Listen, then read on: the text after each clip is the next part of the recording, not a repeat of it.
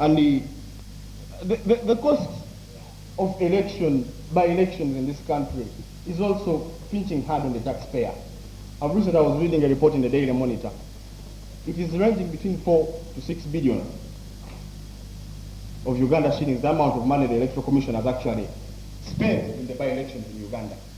And what pains me actually is that the same people who have been actually found to have committed this electoral fraud still compete in these elections. Is that fair, really? I would like to actually make possible reforms, suggest possible reforms to this effect.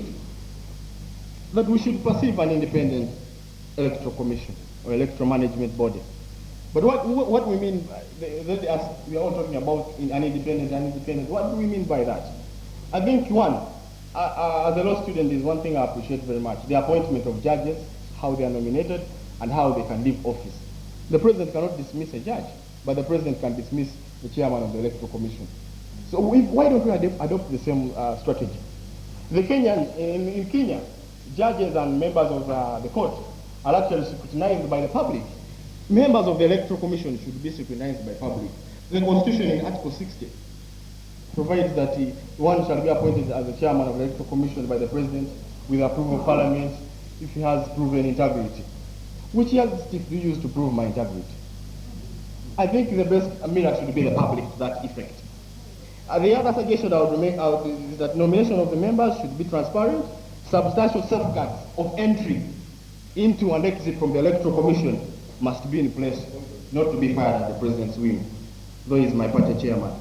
Electoral fraud culprits be disqualified from the word and banned not to contest for any electoral process for about 10 years in this country, so that the others can learn.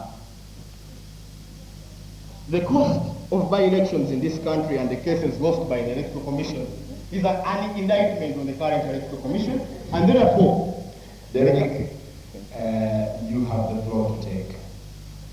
Busitema, Kabale, International Health Science University. Please come with your flashcard so the university can see. I'm by the names of Convenor Martina from This Is My University. The panelist and the current speaker, I'd like to thank you very much for what you've been saying. However, I disagree with one of your earlier points in your presentation, where you talked about we should have strong institutions, but not strong leaders. I need to inform you that strong leaders are those who shape the culture. So if we have strong institutions, but not strong leaders, the whole system collapses. We need a correlation of strong leaders and institutions as well. Thank you. Thank you, Sarah. Excuse me, sir. This is the point of order. Is it in order for the whole panelists to speak to others or address the audience while talking? Is it in order? That was my observed. I put my hand here. Thank you. I'm going to have an question. My question goes, practically, we have seen people caught in frauds and vote rating. What should be done to those people? Secondly, what practical things do we need as we Ugandans, apart from the institutions? Thank you. I am married Lady Nelson. I want to appreciate you for your point, but I have one concern that you also have to include in your point that unless we change our beliefs and attitudes towards one another, we are not going to have anything called fair election in Uganda. First of all, one has to know that if you're going for a journey, you must expect either lose or win. But most of us, when we're going for politics, we say, I'm going to win. That is out. And we must, as Ugandans, know that if we are going for a battle, we should be ready to appreciate the fact that we've either lost it or won it. Thank you. So we are from Cavendish. Often as you told us that you read something in the Daily Monitor, and you are also a law student. And you know in law, we always need that evidence. So would you tell us please, which daily monitor you got those figures from that you read, and which did not even get the figures, so that we do the research right from here. My name is Gisito Ashraf from St. Lawrence University. Well, I would like to inform the panelists is that my point is, we the Ugandans, we lost love for our country. All I need from you is to teach people how to love their country. And all, if we are together and we feel love for Uganda, I know everything is possible. We shall make it. Thank you. Thank you. I'm Torina Gloria from Bahrain University of Science and Technology. And I'm hinting on a point of fraud culprits should be eliminated from the Electoral Commission. How will that take place? Or how will that commence? If the judiciary themselves think that the results that are given, however much they are not substantial for eliminating the elections, how will the Electoral Commission be eliminated? Thank you. A man from St. Lawrence says that we Ugandans, we have lost our love for our country. My father always tells me that I do not speak as we, I should not speak as an individual. Have I consulted others? And let me tell you, Uganda does not belong to President Museveni. Uganda is you. Uganda is me. You should not lose support for your country, because there's no one you will find in Uganda. The other question is, someone asked me to analyze short term and whatever solutions, you will get the analysis as through my impossible reforms. All Saints says how relevant is the quotation strong leaders to the topic. Councillor Karamaji discussed something here when he talked about the pressure, the issue of the pressure, whatever. We had strong leaders in Uganda. We had Amin. Amin was a very strong leader. In us fighting wars, in us suppressing these people, suppressing freedom here. At least today I can speak in President Museveni's regime. You need such leaders who cannot even tolerate debate on electoral reforms. That was my point of view. That in fact, if we have strong institutions, the institutions themselves will remain, but leaders must go.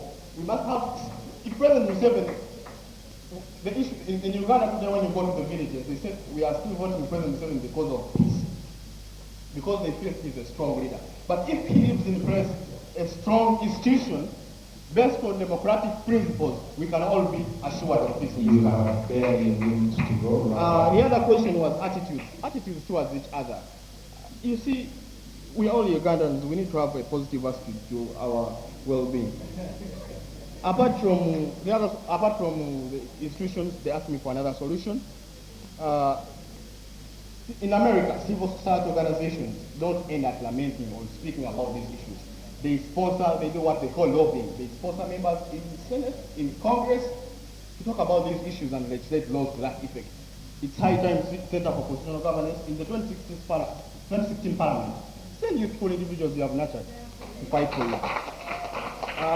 Thank you very much. A friend from Cavendish talks about lawyers to talk with authority. Please. Talks about lawyers to talk with authority. Go to last week's Sunday Monitor and read that research by a journalist from Daily Monitor. It is very clear. The amount ranged from 4 billion to 6 billion. He explained how much a billion. You can die before even having a billion. Thank you very much.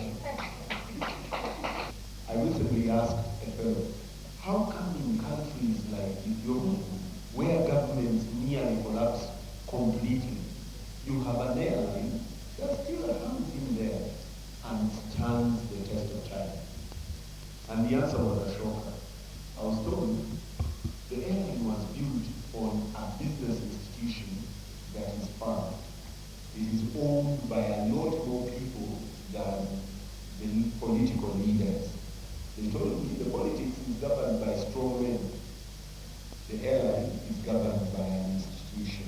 My name is Wambale Ronald from the Uganda Pentecostal University, Fort Portal, and I have reason to believe that at the end of the day, we shall come up with a strategized agenda that will lead the country to an electoral reform, or maybe we reform the political systems of Uganda, such that we create a regime that leaves a precedent for other leaders to come to face on. So, distinguished ladies and gentlemen, and our beloved judges tonight, a lot has been spoken about the challenges that are encountered in the electoral process of Uganda. I won't basically go into the details of the challenges, but I will briefly iron out a few of them. We are discussing the electoral processes in Uganda, which way forward. Now, the Uganda experience.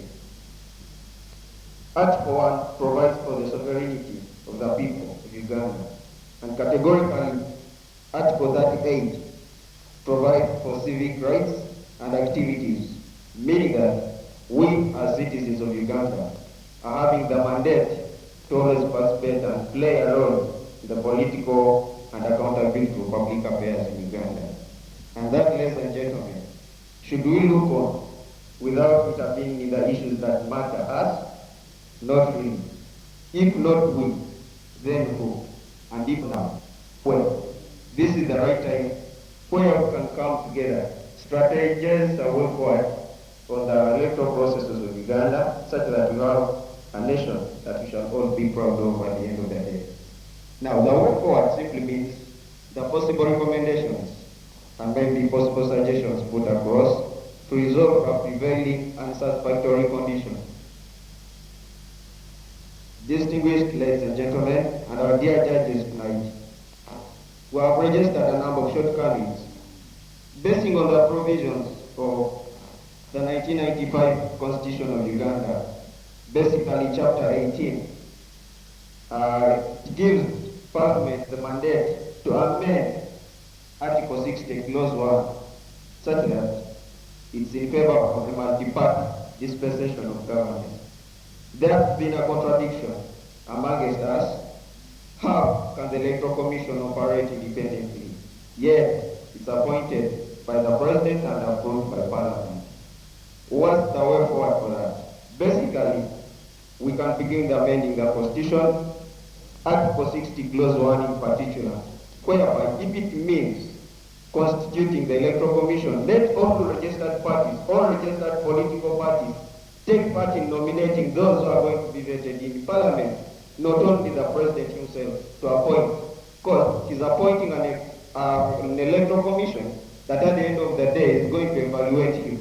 How can you evaluate your boss, yet you know at one time he may either scrap you off? So ladies and gentlemen, it's high time, and our dear judges tonight, to have a strategy whereby we first amend Article 60, Clause 1 of the 1995 Constitution through an Act of Parliament that will pave way for the operations of the Electoral Commission. We have voters registers problems and the voter identification card. Ladies and gentlemen, I would wish to inform the House about this, that voter registration identification system, the records provided in 2010, we had 8.2 million registered voters by then, but only 2 million had gotten voter identity cards. And to be honest, you may travel around the country, most of the people don't have identity cards, and voter registration cards help them out to identify them.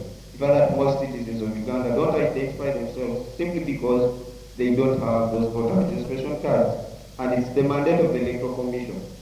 The Electoral Commission has duties and obligations it's supposed to play, basically stipulated in Article 61, Clause 2G of the 1995 Constitution of Uganda.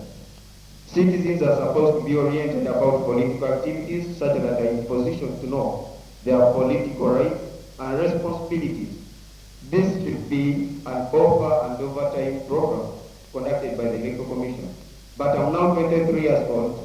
I've never gotten any program all over the country organized by the Electoral Commission to run the orientation process for the citizens of Uganda. So ladies and gentlemen, you also have a challenge of the voter turnout. Allow me for you simple statistics that were provided by the Institute of Democracy and Electoral Assistance. In 1980, the voter turnout was 85.30, 94, 86.6%. In 96, it was 72.6, and 2001, it was 70.4. 2006, it was 69.19%, and finally in 2011, the voter turnout was only 59.09.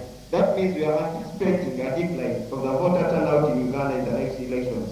And what brings all that is that the citizens of Uganda are not all that confident in the electoral commission and maybe the programs of the electoral commission that we're leading. So they are not willing to go or turn up for voting simply because they also believe. Information. Very bright, but I'm good from Uganda Christian University. The panelists, thank you for your presentation. Take you back to your submission of amending the Constitution. We are still nursing a political heartbreak since 2005, ever since term limits were removed from the Constitution after an amendment. So, what is the visibility of the point you're talking about if they are supposed to have a reforms in Uganda by amending the Constitution? Thank you. Thank you very much. My name is Nicholas Sironga Kafedo. I want to thank the panelists. I'm from Ankole State University. I want to thank the panelists for his submission. And mine is a supplement. It changes with us. I was not happy this morning when Mr. David told us that he would not propose electoral reforms. Yet, these people are fearing nothing. God is the one who created us, basing ourselves on the Christian point of view. Christians or other people who were created by God, you shouldn't say you are a lawyer in the Supreme Court and you're created by a fellow human being. Joshua chapter 1 verse 9 tells me that do not be afraid of anything else. I'm Hidden Joel from Mountains of the Moon University.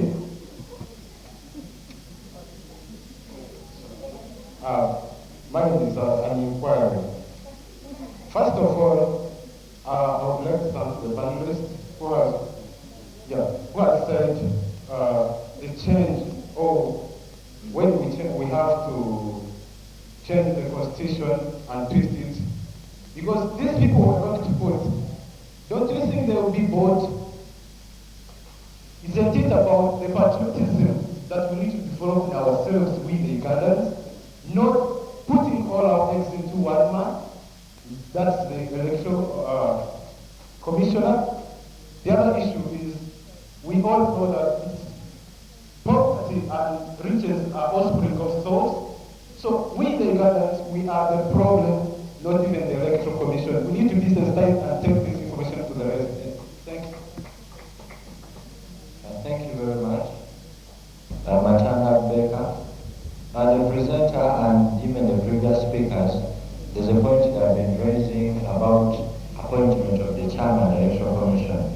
Now, not so long ago, south of the Sahara near the Limpopo River, the Republic of Malawi, Madam Joyce Banda lost an election where the chairman of the Electoral Commission was appointed by her. Now, premising on that, and premising on the fact that we know that the majority of the members of parliament in our Ugandan parliament belong to the same appointing authority. We are trying to run away from seeing what happens at Champagne.